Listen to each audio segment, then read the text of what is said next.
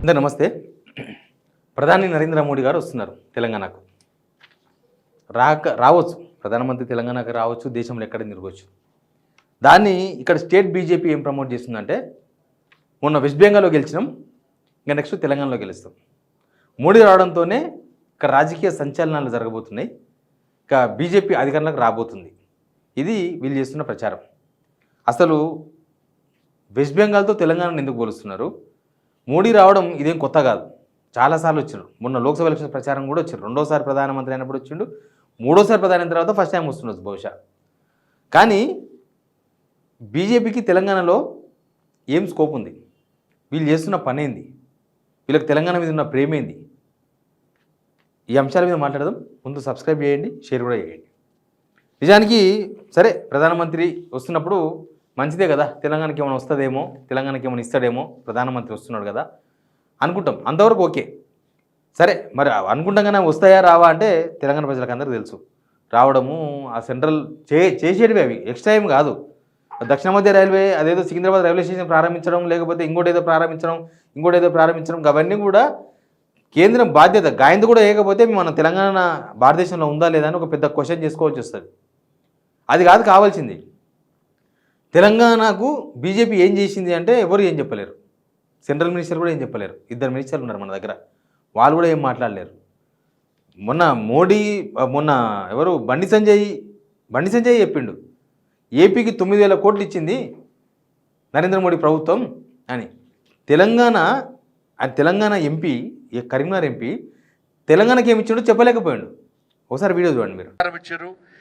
ఇవాళ ఒక్క సంవత్సరంలోనే దేశంలో అన్ని రాష్ట్రాల కంటే ఎక్కువ నిధులు, ఎక్కువ సంక్షేమ పథకాలు వచ్చింది ఆంధ్రప్రదేశ్ రాష్ట్రానికి. ఇవాళ ఆంధ్రప్రదేశ్ ప్రజలు ఇవాళ మోడీ గారు రుణపడి ఉండాలి. 2024-25 సంవత్సరాన్ని పన్నేతర ఆదాయం పేరుతోని 95,500 కోట్ల రూపాయలను ఆంధ్రప్రదేశ్ రాష్ట్రానికి కేటాయించిన ఘనత ఎన్డీఏ ప్రభుత్వాన్ని.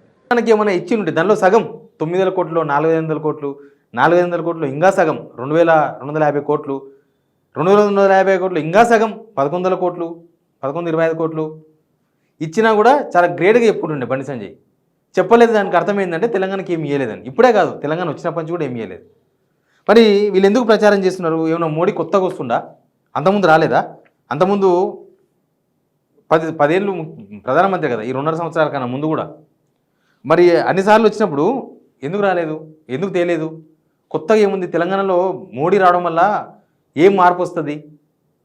అసలు వెస్ట్ బెంగాల్తో ఎందుకు పోలుస్తున్నారు? వెస్ట్ బెంగాల్లో కమ్యూనిస్ట్ పార్టీలను చచ్చిపోయి ఆడ బీజేపీ ఎమర్జీ అయింది. అక్కడ కూడా 15 ఏళ్ళు 15 ఇయర్స్ ప్రతిపక్షంలో ఉన్నది. ఇక్కడ అట్లాంటి సిచ్యువేషన్ ఏం కనిపిస్తలేదు కదా. ఇక్కడ ప్రాంతీయ పార్టీలు ఉన్నాయి, ప్రాంతీయ పార్టీ ఉంది, బలమైన ప్రాంతీయ పార్టీ కనిపిస్తుంది కళ్ళ ముందల. ఒకవేళ కాంగ్రెస్ వీక్ అయితే, బలహీన పడితే బీఆర్ఎస్ బలపడుతుంది తప్ప బీజేపీ బలపడే అవకాశాలు ఎక్కడ కనిపిస్తున్నాయి? బీజేపీకి ఇప్పుడు మైనార్టీస్ ఉన్నారు, కాంగ్రెస్కు మైనార్టీ ఓట్ బ్యాంక్ ఉంది. కాంగ్రెస్ వీక్ అయిపోయింది, కాంగ్రెస్ ఏం చేస్తలేదు, కాంగ్రెస్ గవర్నమెంట్ రాదు అనుకున్నప్పుడు మైనార్టీలు ఎటు సరిపోతారు? అసౌద్దీన్ ఏం చెప్పినా, అక్బరుద్దీన్ ఏం మాట్లాడినా ఆ ఓట్ బ్యాంక్ అంతా బీఆర్ఎస్కి షిఫ్ట్ అవుతుంది ఆటోమేటిక్గా, బీజేపీకి షిఫ్ట్ కాదు. ఇంకా వీళ్ళు హిందూ వాదాన్ని నమ్ముకున్నారు. చూస్తున్నాం కదా రోడ్ల మీద ఇప్పుడు కమలం గుర్తు తెలుస్తున్నారు. కొత్తగా కమలం పార్టీ జనాలకు తెలియదా? తెలిసిన పార్టీ, కానీ దాన్ని చంపేసింది కూడా వీళ్ళే. అసలు ఎట్లా చంపేసినారు వీళ్ళు? ఇప్పుడు కాంగ్రెస్ గవర్నమెంట్ ఉంది ఇక్కడ. కాంగ్రెస్ గవర్నమెంట్ ఉంటే వీళ్ళు ఎవరు విమర్శిస్తారు? పొద్దుగాలు లేస్తే బీఆర్ఎస్ని విమర్శిస్తారు, కేసీఆర్ని విమర్శిస్తారు, కేటీఆర్ని విమర్శిస్తారు. వాళ్ళ గవర్నమెంట్ ఉన్నప్పుడు వాళ్ళని విమర్శించారు, రైట్. ఈ గవర్నమెంట్ ఉన్నప్పుడు ఎవరిని విమర్శించాలి? ఎవరిని తప్పుపట్టాలి? బీఆర్ఎస్ను కేసీఆర్ని తిడతానో, కేటీఆర్ని తిడతానో జనాలకి ఏమైనా వస్తుందా? ఇప్పుడు బండి సంజయ్ ఉన్నాడు, చాలా అడుగులుగా మాట్లాడాడు, ఏమైనా వస్తుందా ప్రజలకు? రేవంత్ రెడ్డి మీద ఎందుకు మాట్లాడతలేరు వీళ్ళు ఈ 2.5 సంవత్సరాలలో? రేవంత్ రెడ్డి చేసే తప్పుడు పనులకు బీజేపీ ఎందుకు సపోర్ట్ చేస్తుంది? సెంట్రల్ నుంచి స్టేట్ వరకు ఎందుకు సపోర్ట్ చేస్తుంది ఆయన చేసే తప్పుడు పనులకు? అంటే రేవంత్ రెడ్డి చేసే మొత్తం కరెక్ట్ పనులే అని బీజేపీ అనుకుంటుందా? అట్లా అనుకుంటున్నప్పుడు మీరు ప్రతిపక్షం ఎట్లయితారు? మీరు అధికారంలోకి ఎట్లా వస్తారు? తెలంగాణ ఉద్యమాల గడ్డ ఇది, ఉద్యమం చేసి సాధించుకున్నాం తెలంగాణ. ఇది అంత ఈజీగా మీ భావజాలానికి లోన్ కావాలంటే మీరు దానికి మించిన భావజాలం తెలంగాణలో ఉంది. తెలంగాణ ప్రేమ. పార్లమెంటులో ఎవరేం మాట్లాడినా మీరేం మాట్లాడరు. ఎంపీలు ఎవరు మాట్లాడు తెలంగాణ కోసం బండి సంజయ్ మాట్లాడిండా, కిషన్ రెడ్డి ఏమైనా మాట్లాడిండా? మొన్ననే కదా ఆయన మాట్లాడింది. బెంగళూరు ఎంపీ సూర్య తెలంగాణ రాష్ట్ర విభజన, ఏపీ రాష్ట్ర విభజనను అవమానిస్తే, పాకిస్తాన్ భారతదేశం విభజనతో పోలిస్తే వీళ్ళు సమర్థించిండ్రు. ఆయన తప్పు చేయలేదన్నారు ఫస్ట్ కిషన్ రెడ్డి. తర్వాత ఏమన్నాడు, ఆయన సారీ చెప్పాడు. ఆయన సారీ చెప్పకుండా ఈయననే సారీ చెప్పాడు అన్నాడు. వీళ్ళు సమర్థించరు.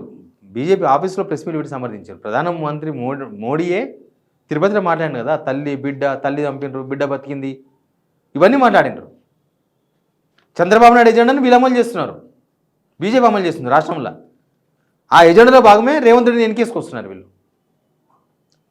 కాబట్టి ఎట్లా ఎమర్జీ అవుతుంది తెలంగాణలో ఒక ఇప్పుడు మీరు తమిళనాడులో డిఎంకే అన్నాడీఎంకే 2 ప్రాంతీయ పార్టీలు ఉన్నాయి.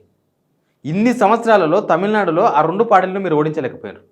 ఇంకొక ప్రాంతీయ పార్టీ చోటిచ్చింది, టీవీకే వచ్చి ఓడించింది, మీరేం చేయలే. ఇక్కడ కూడా తెలంగాణలో కూడా లాస్ట్ టైం 2023 ఎలక్షన్స్లో మీరు బీఆర్ఎస్ని ఓడించలేరు అని డిసైడ్ అయిపోయి కాంగ్రెస్కు లొంగిపోయింది కదా. మీరు విత్డ్రా అయితేనే కదా కాంగ్రెస్ గెలిచింది, లేకపోతే తెలంగాణలో పక్కా హంగ్ వచ్చేది 2023లో. మీరు ఎప్పుడైతే విత్డ్రా అయిపోయి ఇంకా మేము గెలవమని చెప్పేసి, మీరు కాంగ్రెస్ గెలవాలని చెప్పి మీరంతా కాముషి అయిపోయినారో, అప్పుడు ఇక కాంగ్రెసే ఇక్కడ కనిపిస్తుంది, బీఆర్ఎస్కి ఓటు వేయద్దు అనుకున్న వాళ్ళంతా కాంగ్రెస్ ఓటు వేసారు. అప్పుడు వాళ్ళు అధికారంలోకి వచ్చారు. ఆ కృతజ్ఞతతో ఇక మీరు వాళ్ళు అంతా కలిసి తిరుగుతున్నారు. తెలంగాణలో ఇప్పుడు మొన్ననే కదా మున్సిపల్ ఎలక్షన్స్ జరిగినాయి. ఎన్ని మున్సిపాలిటీస్లో బీజేపీ వచ్చింది? సర్పంచ్ ఎలక్షన్స్ జరిగినాయి. ఎన్ని ఊళ్ళలో బీజేపీ సర్పంచులు గెలిచిండ్రు? ధర్మపురి అరవింద్ మాట్లాడుతున్నాడు. ధర్మపురి అరవిందే మాట్లాడింది, ఎక్కువ మాట్లాడుతుంది ధర్మపురి అరవింద్, నిజామాబాద్ ఎంపీ. వెస్ట్ బెంగాల్ కొట్టేసినాం, నెక్స్ట్ తెలంగాణ కొట్టేసినాం, మాకు పెద్ద లెక్కన. ఆయన 2 సార్లు MP. Nizamabad corporation, municipal corporation ఎందుకు రాలే బీజేపీకి? ఆయన ఎమ్మెల్యేగా పోటీ చేసిండు. మొన్న ఎలక్షన్స్లో ఎంపీలందరూ ఎమ్మెల్యేలకు పోటీ చేయించిండు. బండి సంజయ్ చేసిండు, ధర్మపురి అరవింద్ చేసిండు. ఎందుకు గెలవలేదు ఎమ్మెల్యేలుగా? ఇక్కడ మీకు గెలిచిన అక్కడక్కడ ఇప్పుడు కరీంనగర్ మున్సిపాలిటీ ఉంది, అక్కడ కూడా బీఆర్ఎస్ వాళ్ళు కాంగ్రెస్ గెలవద్దని బీజేపీకి అక్కడ ఇక్కడ సపోర్ట్ చేయడమో లేకపోతే చేయడంతోనే గెలిచారు మీరు, లేకపోతే అన్ని సీట్లు వచ్చే అవకాశమే లేకుండే. ఇక మీరు తెలంగాణ ప్రజలకు ఏమి చేయకుండా, తెలంగాణ మీద ప్రేమ లేకుండా, తెలంగాణకు ఏదైనా బాగు చేద్దామని కించిత్ ఆలోచన కూడా లేకుండా బీజేపీ తెలంగాణ ఎట్లా వస్తుంది? ఉత్తగా మోడీ వస్తే వచ్చేస్తుందా? మోడీ వస్తే తెలంగాణ గవర్నమెంట్ వచ్చేది ఉంటే అంతకుముందు 10 సంవత్సరాలు ఎన్నిసార్లు రాలేదు మోడీ?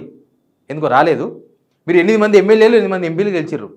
మళ్ళీ నెక్స్ట్ ఎలక్షన్ వస్తుంది కదా, ఈ 8 మంది ఎమ్మెల్యేల్లో ఎంతమంది గెలుస్తారు? 8 మంది ఎంపీలు గెలిచారు కదా, మీ 8 మంది ఎంపీలు వ్యక్తిగతంగా ఇక్కడ బీజేపీ బలంగా ఉండడంతోనా, లేకపోతే మీ ఫేస్ చూసి ఓటేసిండ్రు ఎవరైనా జనం? మోడీ ఫేస్ చూసి మీకు ఓటేసారు 8 మంది ఎంపీలకు. అది కూడా రేవంత్ రెడ్డి సహకారంతో. రేవంత్ రెడ్డి డమ్మీ క్యాండిడేట్లను పెడితే బీజేపీకి 8 మంది ఎంపీలు గెలిచారు. గెలిచి లాభం లేదు, గెలిస్తే గెలిచారు ఓకే, కానీ ఏం లాభం ఉంది? తెలంగాణ ప్రజలకు మీరు ఏం ఉరగబెట్టినరు? తెలంగాణకి ఎక్కడ డబ్బులు తీసుకొచ్చిండ్రు? ఆ ఉప్పల్ ఫ్లైఓవర్ చూడండి, మీ ఫెయిల్యూర్ అనిపిస్తుంది. ఉప్పల్ ఫ్లైఓవర్ని చూస్తే చాలు మీరు ఏం చేసినారో రాష్ట్రానికి, అదొక్కటి చాలు, ఇంకేం అవసరం లేదు. మొత్తం కనిపిస్తుంది సీన్ సితారా. ఇక దాన్ని చూసినప్పుడు ఓటేస్తాడా బీజేపీకి? ఇక మీరు తెలంగాణ ప్రజలకు సెంట్రల్ పాలసీలు ఏమైనా వస్తున్నాయా కొత్తగా? ఉత్తర భారతదేశం దక్షిణ భారతదేశం 2 డిఫరెన్స్ మీ దృష్టిలో. దక్షిణ భారతదేశంలో మళ్ళీ తెలంగాణ మీకు అది వేరు, మళ్ళీ పక్కన ఏపీ వేరు, తెలంగాణ వేరు. ఎందుకు వేరు? మీకు 8 మంది ఎంపీలు గెలిపించినా, 8 మంది ఎమ్మెల్యేని గెలిపించినా ఎందుకు వేరైంది? ఎందుకు ఇట్లా అయిపోయింది తెలంగాణ? ఇట్లాంటి పరిస్థితుల్లో ఇక్కడ మీ గవర్నమెంటే ఉందనుకుంటారు తెలంగాణ ప్రజలు. కాంగ్రెస్ బీజేపీ అలయన్స్ గవర్నమెంట్ అనుకుంటున్నారు. ఎందుకంటే మీరు ఏం విమర్శించకపోవడం, ప్రశ్నించకపోవడం, జనం తరపున పోరాటం చేయకపోవడం, అసలు మీ కార్యకర్తలే నారాజు అయిపోయారు.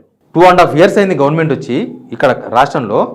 మీరు ఇప్పటిదాకా కనీసం నెలకొక్క ఫైటింగ్ అనేది చేసిండ్రా? పోనీ 6 నెలలకు ఒక ఫైటింగ్ అనేది చేసిండ్రా గవర్నమెంట్ పైన?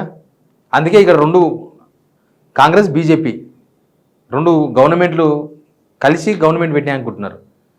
ఇక ఢిల్లీలో మీరు రెడ్ కార్పెట్ వరుస్తూనే ఉన్నారు రాహుల్ గాంధీ, రేవంత్ రెడ్డికి రెడ్ కార్పెట్. మీ సొంత ఎంపీలకు, కేంద్ర మంత్రులకు ఎవరికైనా అపాయింట్మెంట్ దొరకదు కానీ మోడీ అపాయింట్మెంట్ దొరుకుతుంది రేవంత్ రెడ్డికి. ఏం జరుగుతుంది మరి? ఇట్లా జరిగిన తర్వాత తెలంగాణలో స్కోప్ ఉంది అసలు బీజేపీకి? తెలంగాణలో ఒక పక్క కాంగ్రెస్ అధికారంలో ఉంది, ఒక పక్క బీఆర్ఎస్ ప్రధాన ప్రతిపక్షంగా వాళ్ళు ఎమర్జీ అవుతున్నారు. ఇంకా ఓ 2 ప్రాంతీయ పార్టీలు వచ్చేస్తున్నాయి. బీజేపీ ఏం చేస్తుంది? ఏం చేసినాక తెలంగాణలో వస్తుంది? కింద బీజేపీ కార్యకర్తల వీడియో చూస్తే కామెంట్ బాక్స్లో చెప్పండి. Please subscribe.